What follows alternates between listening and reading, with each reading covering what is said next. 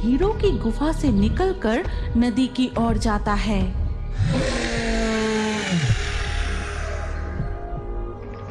साथ गुफा का द्वार बंद हो जाता है।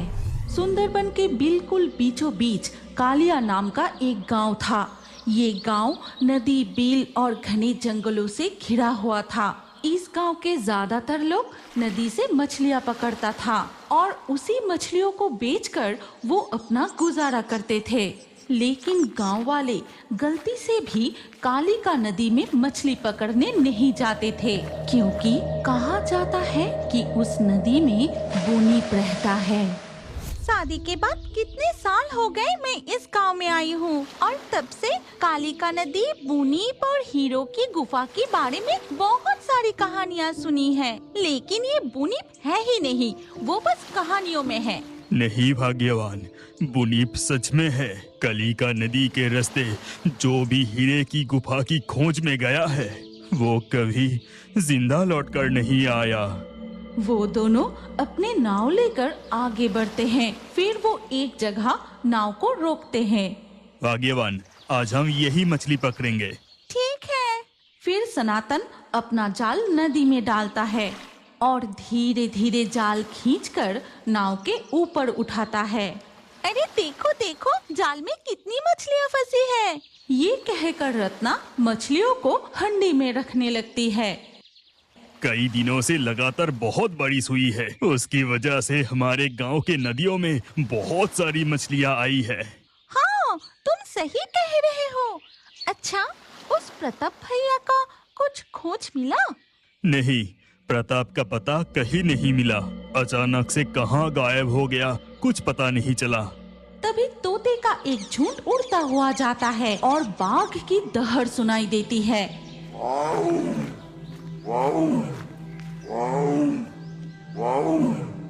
उधर देखो, जंगल में बाघ। चुप, आवाज मत करो। लगता है नदी पार करके इस तरफ के जंगल में जाएगा।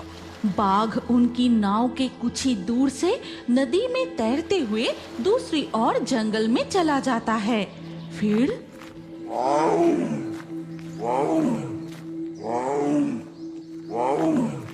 देखा जाता है कि नदी के इस किनारे एक और बाघ खड़ा था, जैसे वो अपने साथी का इंतजार कर रहा था। फिर दोनों बाघ दहड़ते हुए जंगल के अंदर चले जाते हैं।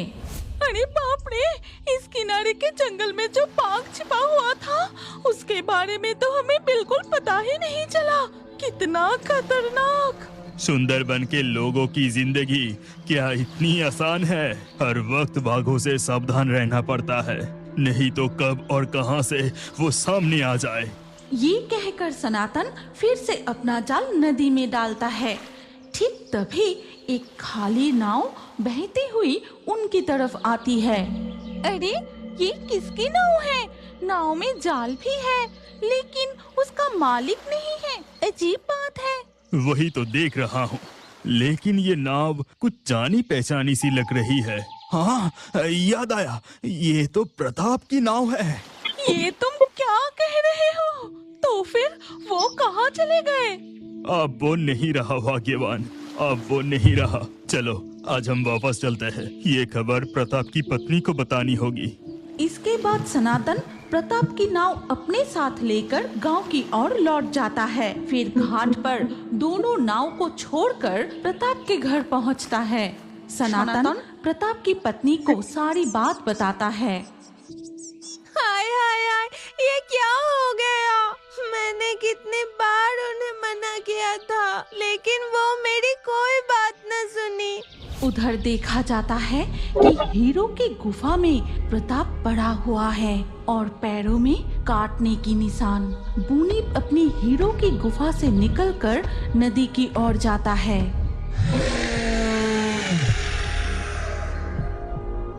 और साथ ही साथ गुफा का द्वार बंद हो जाता है। मैं अपनी आंखों पर विश्वास नहीं कर पा रहा।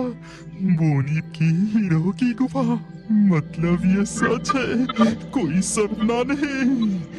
मेरी पैर पूरी तरह से ठीक होने तक मुझे नाटक करना पड़ेगा।